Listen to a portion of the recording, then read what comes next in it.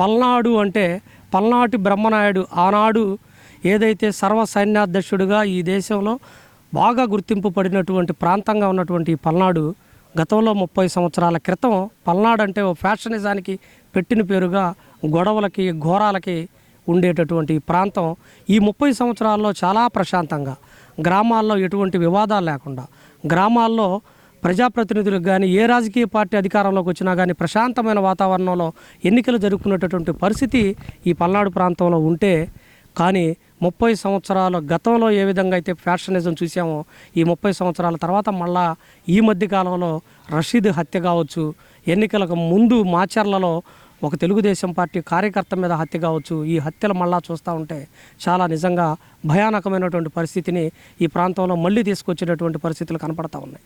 కానీ పల్నాడు గతంలో పల్నాడు అనేది ఒక కేంద్ర ప్రాంతం, కేంద్ర బిందు పల్నాడు ప్రాంతం అనేది, కానీ ఈరోజు ఒక జిల్లా కేంద్రంలో ఏదైతే ఫ్యాషనిజం లేదనుకున్నామో మొన్న ఎన్నికల అధికారులు సరైన పనితీరు లేకపోవటం కానీ ప్రభుత్వ అధికారులు పనితీరు లేకపోవటం కానీ ఇటువంటి హత్యలు జరుగుతూ ఉన్నాయి. మేమైతే ప్రాంతవాసిగా చాలా యువత ఇలాంటి ఫ్యాషనిజాన్ని చూసి గొడవలకి దాడులకి దగ్గరయ్యి ఈరోజు సమాజం అంతా కూడా మళ్ళా ఫ్యాషన్ వైపు వెళ్ళేటటువంటి పరిస్థితిని తలపెట్టేలాగా ఈరోజు ఎవరైతే హత్యలు చేసినటువంటి వ్యక్తులు ఉన్నారో వాళ్ళు జరుగుతూ ఉన్నాయి.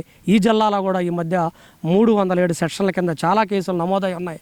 ఈ పోలీసు వ్యవస్థ పూర్తి స్థాయిలో హత్యలని, అత్యాచారాలని, దాడులను అరికట్టడంలో వైఫల్యం చెందిందని అయితే ఈ ప్రాంతవాసిగా ఖచ్చితంగా చెప్తా ఉన్నాం.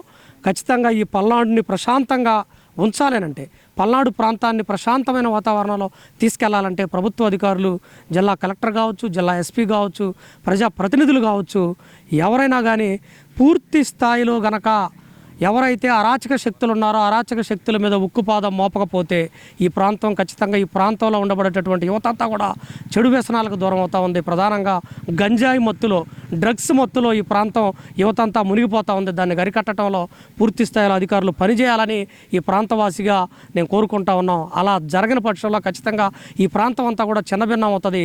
గతంలో పల్నాటి బ్రహ్మనాయుడు కావచ్చు, కన్నమదాస్ కావచ్చు, నాగమ్మ కావచ్చు, అలాంటి మంచి వ్యక్తుల పేర్లు చెడిపోయేటటువంటి పరిస్థితి ఈ ప్రాంతంలో నెలకొనేలాగా కాకుండా మరోలాగా ప్రభుత్వ అధికారులు పనిచేయాలని ఈ సందర్భంగా కోరుకుంటా ఉన్నాం.